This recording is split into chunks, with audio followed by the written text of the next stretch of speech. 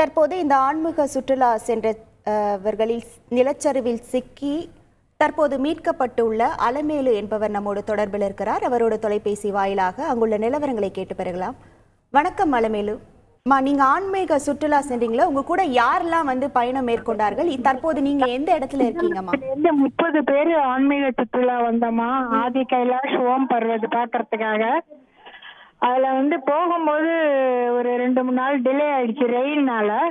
திருப்பி வரும்போது ஆதி கைலாஷ் எல்லாம் பார்த்துட்டு வரும்போது தார்சுலா அப்படிங்கிற ஒரு இடத்துலதான் வந்து அது என்ட்ரி பாயிண்ட்.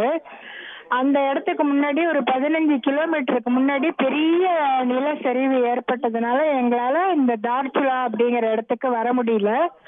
அதனால நாங்க வந்து 1 வாரம் ஆகும் அப்படின்னு சொன்னதுனால எங்கள சில பேர் பேஷண்ட்லாம் இருந்தாங்க, பிளட் ப்ரெஷர், சுகர் அது மாதிரி இருக்கிறவங்க, கொஞ்சம் சீனியர் சிட்டிசன்ஸும் நிறைய இருந்ததுனால நாங்க மத்திய மாநில அரசுகளை வந்து தொடர்பு கொண்டு அவர்களிடம் வந்து உதவி கேட்டோம்.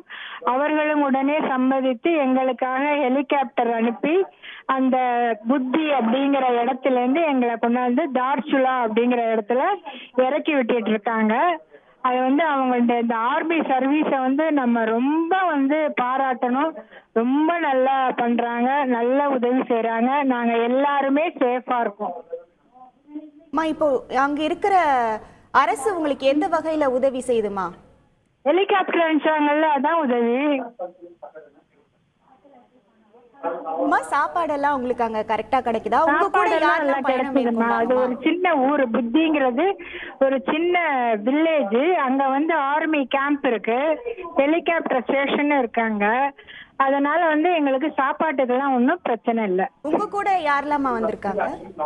எங்க கூட தான் 30 பேர் வந்திருக்காங்க. 17 பெண்கள், 13 ஆண்கள் இருப்பீங்கல்ல. உங்க குடும்பத்தை சேர்ந்தவங்க எத்தனை பேர் இருக்காங்க? அவங்க எல்லாரும் உங்க குடும்பத்தை சேர்ந்த எத்தனை பேர் இருக்காங்கம்மா?